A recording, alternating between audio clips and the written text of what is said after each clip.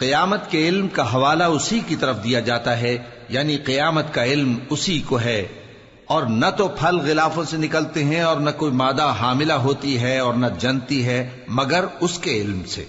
اور جس دن وہ ان کو پکارے گا اور کہے گا کہ میرے شریک کہاں ہیں، تو وہ کہیں گے کہ ہم تجھ سے عرض کرتے ہیں کہ ہم میں سے کسی کو ان کی خبر ہی نہیں، اور جن کو پہلے وہ اللہ کے سوا پکارا کرتے تھے سب ان سے گم ہو جائیں گے، اور وہ یقین کر لیں گے کہ ان کے لیے کوئی راہ فرار نہیں۔ انسان بھلائی کی دعائیں کرتا کرتا تو تھکتا نہیں، اور اگر اس کو تکلیف پہنچ جاتی ہے تو نا امید ہو جاتا ہے، آس توڑ بیٹھتا ہے، اور اگر تکلیف پہنچنے کے بعد ہم اس کو اپنی رحمت کا مزہ چکھاتے ہیں تو کہتا ہے کہ یہ تو میرا حق تھا، اور میں نہیں خیال کرتا کہ قیامت برپا ہو۔ اور اگر قیامت سچ مچ ہو بھی اور میں اپنے پروردگار کی طرف لوٹایا بھی جاؤں تو میرے لیے اس کے ہاں بھی خوشحالی ہوگی۔ پس کافر جو کچھ کیا کرتے ہیں وہ ہم ضرور ان کو جتائیں گے اور ان کو سخت عذاب کا مزہ چکھائیں گے۔ اور جب ہم انسان کو نعمتوں سے نوازتے ہیں تو وہ منہ موڑ لیتا ہے اور پہلو پھیر کر چل دیتا ہے، اور جب اس کو تکلیف پہنچتی ہے تو لمبی چوڑی دعائیں کرنے لگتا ہے۔ کہو کہ بھلا دیکھو تو اگر یہ قرآن اللہ کی طرف سے ہو پھر بھی تم اس سے انکار کرو تو اس سے بڑھ کر کون گمراہ ہے جو حق کی مخالفت میں دور نکل گیا ہو۔ ہم ان قریب ان کو اطراف عالم میں بھی اور خود ان کی ذات میں بھی اپنی نشانیاں دکھائیں گے، یہاں تک کہ ان پر ظاہر ہو جائے گا کہ قرآن حق ہے۔ کیا تم کو یہ کافی نہیں کہ تمہارا پروردگار ہر چیز سے خبردار ہے؟ دیکھو یہ اپنے پروردگار کے روبرو حاضر ہونے سے شک میں ہیں۔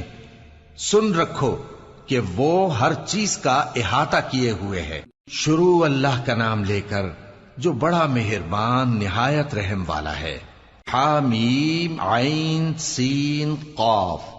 اللہ غالب و دانا اسی طرح تمہاری طرف ہدایات بھیجتا ہے جس طرح تم سے پہلے لوگوں کی طرف وہی بھیجتا رہا ہے۔ جو کچھ آسمانوں میں اور جو کچھ زمین میں ہے سب اسی کا ہے، اور وہ بلند و برتر ہے، عظیم ہے۔ قریب ہے کہ آسمان اوپر سے پھٹ پڑیں اور فرشتے اپنے پروردگار کی تعریف کے ساتھ اس کی تسبیح کرتے رہتے، اور جو لوگ زمین میں ہیں ان کے لیے معافی مانگتے رہتے ہیں۔ سن رکھو کہ اللہ بخشنے والا مہربان ہے، اور جن لوگوں نے اس کے سوا کارساز بنا رکھے ہیں اللہ ان پر نگراں ہے اور تم ان پر داروغہ نہیں ہو۔ اور اسی طرح ہم نے تمہارے پاس قرآن عربی بھیجا ہے تاکہ تم اس مرکزی شہر یعنی مکے کے رہنے والوں کو اور جو لوگ اس کے ارد گرد رہتے ہیں ان کو خبردار کرو، اور انہیں قیامت کے دن کا بھی جس میں کچھ شک نہیں خوف دلاؤ۔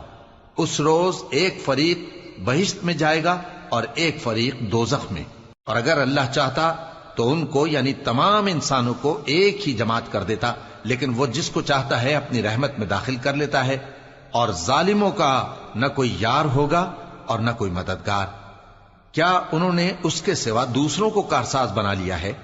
سو کارساز تو اللہ ہی ہے، اور وہی مردوں کو زندہ کرے گا، اور وہ ہر چیز پر قدرت رکھتا ہے۔ اور تم لوگ جس بات میں اختلاف کرتے ہو اس کا فیصلہ اللہ کی طرف سے ہوگا۔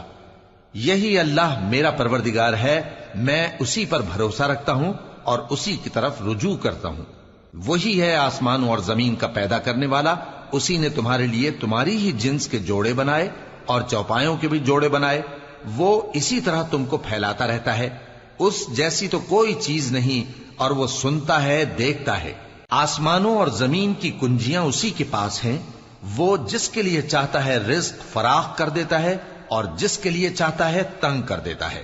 بے شک وہ ہر چیز سے واقف ہے۔ اس نے تمہارے لیے دین کا وہی رستہ مقرر کیا جس کے اختیار کرنے کا نوح کو حکم دیا تھا، اور جس کی اے نبی ہم نے تمہاری طرف وہی بھیجی ہے، اور جس کا ابراہیم اور موسیٰ اور عیسیٰ کو حکم دیا تھا، وہ یہ کہ دین کو قائم رکھنا اور اس میں پھوٹ نہ ڈالنا۔ جس چیز کی طرف تم مشرکوں کو بلاتے ہو وہ ان کو ناگوار گزرتی ہے۔ اللہ جس کو چاہتا ہے اپنی بارگاہ میں برگزیدہ کر لیتا ہے، اور جو اس کی طرف رجوع کرے اسے اپنی طرف کے رستے پر چلا دیتا ہے۔ اور وہ لوگ جو الگ الگ ہو گئے تو علم حق آ چکنے کے بعد آپس کی ضد سے ہوئے، اور اگر تمہارے پروردگار کی طرف سے ایک وقت مقرر تک کے لیے بات نہ ٹھہر چکی ہوتی تو ان میں فیصلہ کر دیا جاتا، اور جو لوگ ان کے بعد اللہ کی کتاب کے وارث ہوئے وہ اس کی طرف سے بڑے بھاری شک میں ہیں۔